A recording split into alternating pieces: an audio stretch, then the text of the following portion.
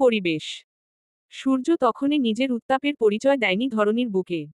আশপাশে তখন ফুরফুরে হাওয়া। সময়টা তখন বেশ সকালের। আর এই সকাল সকালই নিজের বাবার সাথে হাঁটতে বের হলো স্বচ্ছ। বের হওয়ার পেছনে অবশ্যই তার একটা নিখুঁত উদ্দেশ্য আছে। স্বচ্ছ বাবার সাথে হাঁটতে হাঁটতে হাসে। রাস্তা দিয়ে এক মেয়ে তার দিকে তাকিয়ে থাকাতে বাবাকে ইঙ্গিত দিয়ে বলে, দেখলে আব্বু, মেয়েরা কিভাবে আমায় দেখে? এভাবে হলে তো আমার বউ কষ্ট পাবে বলো। শাহরিয়ার সাহেব দাঁতে দাঁত চেপে চাইলেন। ঠোঁট চেপে বললেন, নিজেই তো নিজের বউকে হাজারটা কষ্ট, তাও তার বেলায়। স্বচ্ছ নিজের তাগিদেই হাঁটতে হাঁটতে ভাব নিয়ে শুধায়, বউকে কষ্ট দিলে সে কষ্ট মুছে নিতেও পারবো আমি। তুমি বারবার এটা মনে করিয়ে কি বুঝাতে চাও?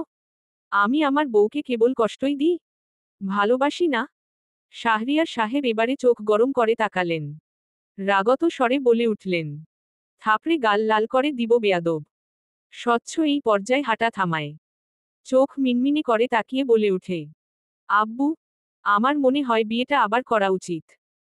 পাড়া মহল্লার অর্ধেক মানুষ এখনো জানেই না যে স্বচ্ছ বিবাহিত। জানলে কি মেয়েরা তাকিয়ে থাকতো বলো?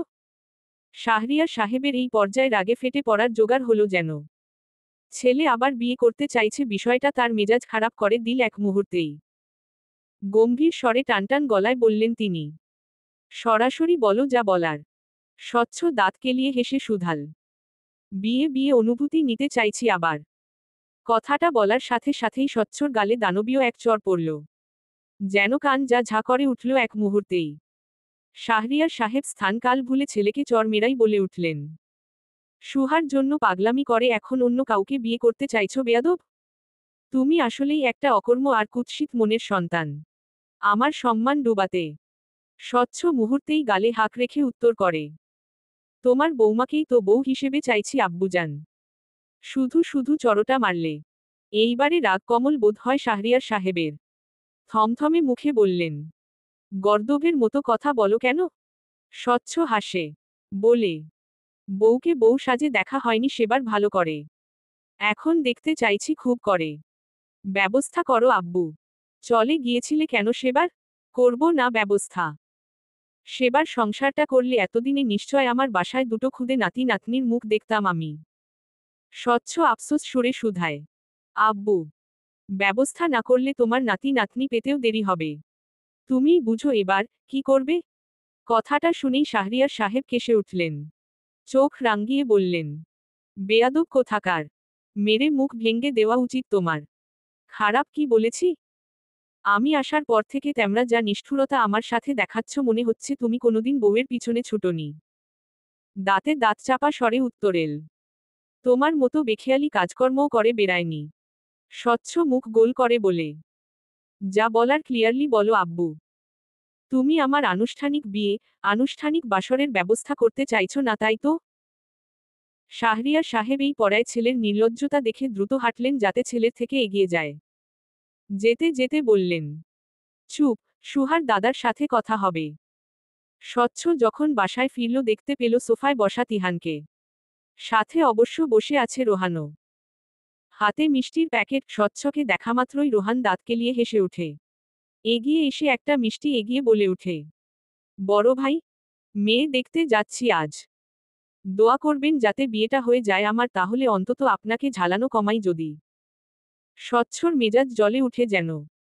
কেন জানি না এই রোহান ছেলেটাকে দেখলেই তার মেজাজ খারাপ লাগে। হাত পা নিষ্পিস করে। মুখ চোখ শক্ত হয়ে আসে। এবারেও হলো তা। স্বচ্ছ তাও দাঁতে দাঁত চেপে উঠতে করল। দোয়া করি তোর মতো তোর কপালে যাতে একটা মেয়েও না জুটে। রোহান হাসে। ফের বলে, এভাবে বলছেন? আপনার বউকে তো আর চাইনি ভাই। স্বচ্ছ ফের শুধায়, যাকেই চাস না কেন তোর মতো চড়া ছেলেকে আর কে বিয়ে করবে? অপমান করছেন বড় ভাই। স্বচ্ছ গলা শক্ত করে উত্তর দেয়, 101 বার করব। কথাটা বলেই হুড়মুড় করে পা বাড়ায় স্বচ্ছ। পথে একবার কিচেনের দিকে মুখ ঝুঁকিয়ে মায়ের উদ্দেশ্যে বলে, আম্মু, বাসায় এসব পোলাপাইনকে কেন ঢুকতে দাও? যদি আমার বউটাও চেয়ে বসে আবার। স্বচ্ছে মা হেসে উঠে ছেলের কথা শুনে। শুধায়, চেয়ে বসলেই তোমার বউ চলে যাবে না স্বচ্ছ? আপাতত ও অতিথি হিসেবেই এসেছে বুঝলে। স্বচ্ছ বুঝদার ছেলের মতো গম্ভীর গলায় বলল, বুঝলাম, কিন্তু এ ছেলেকে তাড়াতাড়ি বিদায় করো বলে দিলাম। অতঃপর আর এক মুহূর্ত দেরি না করে দ্রুত গেল নিজের ঘরে। রুমে নিজের একমাত্র নারীটির অস্তিত্ব না পেয়ে ভ্রু কুঁচকে রয়। ঠিক তার পরমুহূর্তেই দেখা গেল ওয়াশরুম থেকে গোসল সেরে বেরিয়ে এল তার একমাত্র বউটি। পরনে হালকা নীল রঙের একটা সুতির শাড়ি, যার আঁচলটা গুজে রাখা আছে কোমরে। চুলগুলো মুছড়ে রেখেছে তোয়ালে দিয়ে। স্নিগ্ধ মুখটায় বিন্দু বিন্দু পানির কণা। স্বচ্ছ পলক না ফেলেই চেয়ে থাকে। ধীর পায়ে এগিয়ে গিয়ে দাঁড়ায় একদম সুহার সামনেই, অতঃপর সুহার স্নিগ্ধ আর্দ্র কোমরের তত্ত্বকটায় হাত ছুঁয়ে সর্বপ্রথম শাড়ির আঁচল মেলল। পরমুহূর্তেই তোয়ালে ছেড়ে মেলে দিল ভেজা চুলগুলো। স্বচ্ছ হাসে, ঠোঁট বাঁকিয়ে বলে, সকাল সকাল গোসল সারলে? কারণ কি শুনি সুহাসিনী? সুহা আকস্মিক ছোঁয়ায় হতবিহ্বল হয়ে শিউরে উঠলেও স্বচ্ছর সামনে দেখাতে চাইল না যেন। কেমন করে চেয়ে বলে উঠে, আপনি যেমন কোন কারণ ছাড়াই আজকাল সকাল সকাল না বলে হাওয়া হয়ে যান, তেমনি সকাল সকাল গোসল করতে ও নিশ্চয় কোন কারণ লাগে না? স্বচ্ছ ঠোঁট কামড়ে হাসে, আজও না বলে বেরিয়ে যাওয়াতে বোধহয় রাগ করেছে তার বউ। বিষয়টা ভেবে হেসেই কোমর আঁকড়ে একটানে নিজের কাছে নিয়ে নেয় স্বচ্ছ। ঝুঁকে গিয়ে সুহার কপালে কপাল ঠেকিয়ে শুধায়, তাই বলে এত ভোরে? আমাদের মাঝে নিশ্চয় কিছু হয়ে উঠেনি বলো? কথাটায় স্পষ্ট রসিকতা, সাথে স্বচ্ছর মুখে মিটমিট করা চাপা হাসি। সুহা সেদিকে পানে তাকিয়েই লজ্জায় লাল হয়ে যেতে যেতে শুধায়, অস্বচ্ছ মনমানসিকতা। স্বচ্ছ ঠোঁট কামড়ে শুধায়, স্বচ্ছ হয়ে লাভ কি? স্বচ্ছকে তো ভালো টালো বাসো না খুব করে। সুহা এবারে তোরাক করে চায়, স্পষ্ট স্বরে বলে, অস্বচ্ছ হয়ে কত মেয়ের প্রেম কুড়িয়েছেন মনে হচ্ছে? স্বচ্ছ আফসোস করে বলে, কত মেয়ে? একটা মেয়েরই তো প্রেম কুড়াতে পারলাম না সুহাসিনী। কপাল খারাপ আমার। কে বলল পারেননি? আপনি যখন দেশের বাইরে ছিলেন এই পাড়ার অনেক মেয়ের কাছেই তো আপনার রূপের প্রশংসা শুনেছি। ধারণা অনুযায়ী তারা রীতিমতো আপনার প্রেমে হাবুডাবু খাচ্ছিল। আবার আমার ফ্রেন্ডরাও তো আপনাকে দেখে আপনার রূপের কত গুণগান গাইল। স্বচ্ছ করুণ চাহনিতে তাকালো। কোমর আঁকড়ে চেপে ধরে সেভাবেই বলে, শুধু গাইলে না তুমি। নিষ্ঠুর। সুহা সরতে চায় কিন্তু পারে না। উত্তরে বলে, তাতে কি? মেয়ের কি অভাব আছে প্রশংসা করার? স্বচ্ছ ভ্রু নাচিয়ে শুধায়, এখন কি আমার উচিত ওদের প্রেমগুলো কুড়িয়ে নেওয়া? সুহা মুহূর্তেই জানালো, কেন উচিত নয়? শিওর? সুহা তোত্তারা স্বরে উত্তর করে, অবশ্যই শিওর। পারলে আমি সহ সাহায্য করব। স্বচ্ছ ঠোঁট চেপে হাসে, বলে, থাক, লাগবে না। বুঝে গেছি। ভালো। এবার ছাড়ুন। বাইরে যাচ্ছি। কথাটা বলেই সুহা স্বচ্ছর হাত সরিয়ে চলে যেতে লাগছিল, তখনই ফের কোমর চেপে ধরল স্বচ্ছ। শরীরের সাথে মিশিয়ে রেখে শুধাল, উহ, যাবে না। মাত্র গোসল সেরে শাড়ি পরে তো একদমই যাবে না রুমের বাইরে? সুহা বুঝে ওঠে না, বাইরে কি এমন আছে যে যাওয়া যাবে না? আশ্চর্য। ভ্রু জোড়া কুঁচকে নিয়ে বলে উঠে, কেন? আম্মুকে বলেছিলাম গিয়ে নাস্তা বানাবো, তারপর ছুটির কাছে যাব, দেরি হয়ে যাবে তো নাস্তা বানাতে না গেলে। স্বচ্ছ সেভাবেই থেকেই জানালো, দরকার হলে আজ নাস্তা বানানো হবে না, তবুও যাবে না? এটা কি ধরনের পাগলামো দেখাচ্ছেন? যেতে হবে স্বচ্ছ। ছাড়ুন। ওকে, যেতে পারো। শাড়ি চেঞ্জ করো। সুহা কপাল কুঁচকায়। বলে, মানে? শাড়ি খুলবে তারপর যাবে? সুহার ইচ্ছে হয় স্বচ্ছর মাথা ফাটাতে। কত যত্ন করে সে শাড়িটা পরেছে, তাও শুধুই স্বচ্ছর জন্য। স্বচ্ছর থেকে শাড়ি সাজের কোন প্রশংসা পাবে বলে? অথচ স্বচ্ছ কিছু তো বললি না, বরং শাড়ি চেঞ্জ করতে বলছে। আচ্ছা, সুহাকে কি শাড়িতে খুব বিশ্রী দেখায়? খুব খারাপ লাগে? স্বচ্ছ এমন কেন করে? সুহাকে ভাবতে দেখে স্বচ্ছ ফের গম্ভীর দৃঢ় স্বরে বলে, কি হলো? চেঞ্জ করে আসো। সুহা নরম স্বরে শুধায়, জরুরি কি চেঞ্জ করাটা? অবশ্যই। সুহার জেদ হলো। মনে মনে সিদ্ধান্ত নিল সে আর শাড়ি পরবে না দ্বিতীয় কোনোদিন। বলল, ঠিক আছে। কথাটা বলেই দ্রুত ওয়াশরুমে গেল। ভেজা চুলগুলোই হাতখোপা করল বিরক্তি নিয়ে। কান্নায় টলমল করছে কেন জানি না চোখজোড়া। তবুও কান্না দমাল সুহা। অনেকটা সময় নিয়ে নিজেকে ওয়াশরুমের আয়নায় দেখে খুঁত বের করতে লাগলো। কোথায়? শাড়িতে পরে এতটা তো বাজে লাগছে না তাকে তাহলে? সুহা দাঁতে দাঁত চাপে চোখ বুজে নিয়ে দীর্ঘশ্বাস ফেলে এক মুহূর্তেই পরন থেকে শাড়িটা খুলে নিয়ে টের পেল সে জামা আনেনি পরার জন্য। হুড়মুড় করেই চলে এসেছে। সুহা ছোটশ্বাস ফেলে এবারে শাড়িটা দিয়ে কোনোরকমে শরীর জড়িয়ে বের হয়ে এল। উদ্দেশ্য জামা নিয়ে যাওয়া। স্বচ্ছ তা দেখে ভ্রু উঁচিয়ে শুধাল, কি হলো, চেঞ্জ করলে না?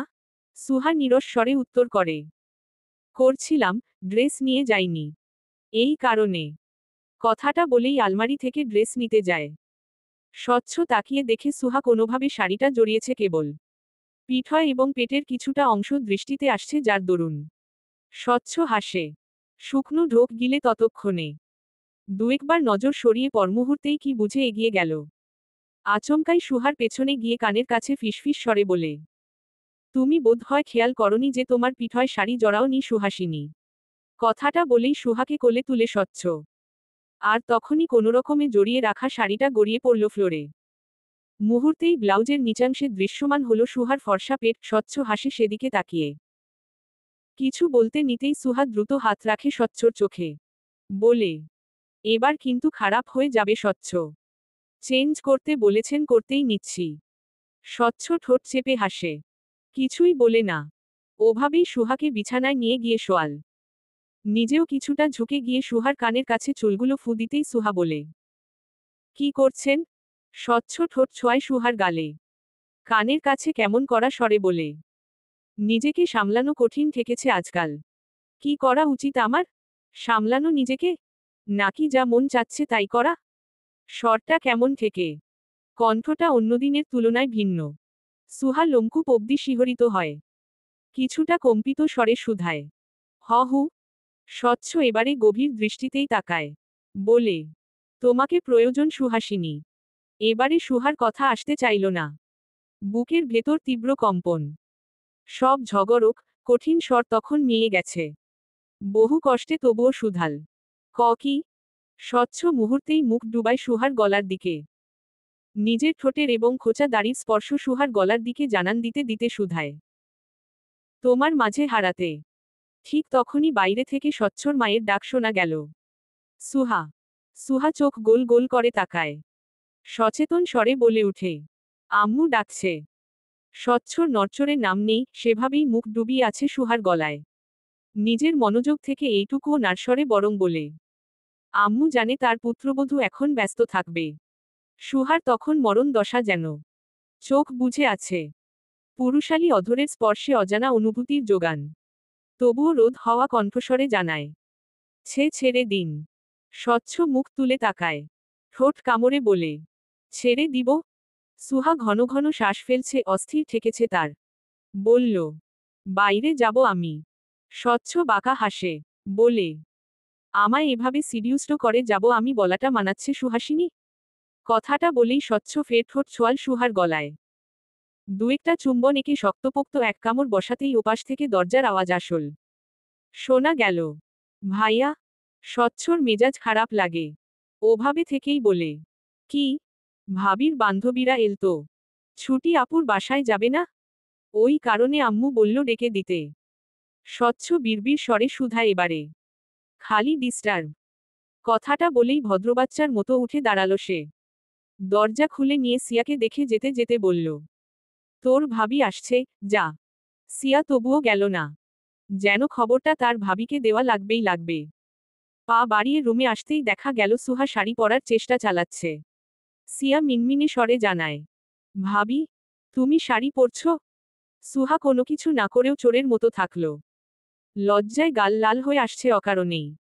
এই যে সিয়াকে দেখল এখনো মনে হচ্ছে সে ধরা পড়ে গিয়েছে। সাক্ষাৎ চোর যেন সে। সুহা কাপা স্বরে বলল, হু। শাড়ি পরতে পারছিলাম না আসলে তাই। সিয়া মেনে নিল। পরমুহূর্তেই বোম ফাটানোর ন্যায় বলে উঠল, তোমার গলায় লাল। সিয়ার পুরো কথাটা শেষ হওয়া লাগলো না, তার আগেই সুহা সেখানটা হাত চেপে ধরল যেখানটা স্বচ্ছ কামড় বসিয়েছে। দ্রুত তোতলানো স্বরে বলে উঠল, কি? কই? কিছু না, কিছু না। পড়ে গিয়ে ব্যথা পেয়েছি। স্বচ্ছ তখন রুমে আসছিল ফের, সুহার মিথ্যে রূপী বোকা বোকা কথা শুনে তার পেট ফেটে হাসি ফেল যেন। সিয়া ড্যাব ড্যাব করে চেয়ে আছে তখনও। পড়ে গিয়ে কেউ গলায় ব্যথা পায়? গলায় লাল দাগ হয়? সিয়া অবাক হয়ে বলে, পড়ে গিয়ে গলায় ব্যথা পেয়েছো ভাবি? অদ্ভুত। স্বচ্ছ হাসিতে ফেটে পড়ার অবস্থা। তবুও বহু কষ্টে হাসি চাপিয়ে সিয়াকে শুধাল। না না, তোর ভাবির অ্যালার্জির প্রবলেম তো তাই এমন হয়েছে। চলবে। পরবর্তী পর্ব পেতে চ্যানেলটি সাবস্ক্রাইব করুন।